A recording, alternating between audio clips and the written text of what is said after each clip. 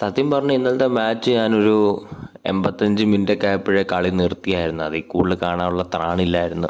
പ്രത്യേകിച്ച് പറയാനൊന്നുമില്ല, എപ്പോഴത്തും ഉള്ള സെയിം ഓൾഡ് ഡ്രാമ തന്നെയാണ്. ആദ്യത്തെ 15 മിനിറ്റ് കളിക്കും, അതിൻ്റെ ഇടയ്ക്ക് ഒരു അൺലക്കി ഗോൾ വന്നു ഇൻഡിവിജ്വൽ എററിൽ. പിന്നെ എല്ലാവരുടെയും ഷോൾഡർ ഡ്രോപ്പായി. പിന്നെ അത് കഴിഞ്ഞിട്ടും പിന്നെ നമ്മൾ കൺസിഡർ ചെയ്ത ഗോൾസ് മൊത്തം individual errors, kind of like goals ആയിരുന്നു.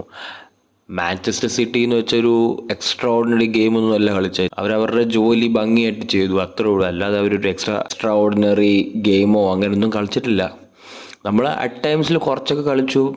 പിന്നെ ഇതിൽ ഏറ്റവും വലിയ പ്രശ്നം എന്ന് വെച്ചാൽ മിഡ്ഫീൽഡ് എന്നൊരു ഐറ്റം ഇല്ലായിരുന്നു അവിടെ. മിഡ്ഫീൽഡ് എന്നൊരു സംഭവം അവിടെ ഇല്ലായിരുന്നു. And we are depending on wing backs who can not put crosses. അപ്പോൾ അങ്ങനത്തെ കുറേ ഫൈനൽ തേർഡിലേക്ക് ആ പാസ് ഇടാനുള്ള വിങ് ബാക്സിന് ഇല്ല നമുക്ക്. എന്താ പറയേണ്ടതെന്ന് അറിയത്തില്ല, സത്യം പറഞ്ഞാൽ എന്താ പറയേണ്ടത്.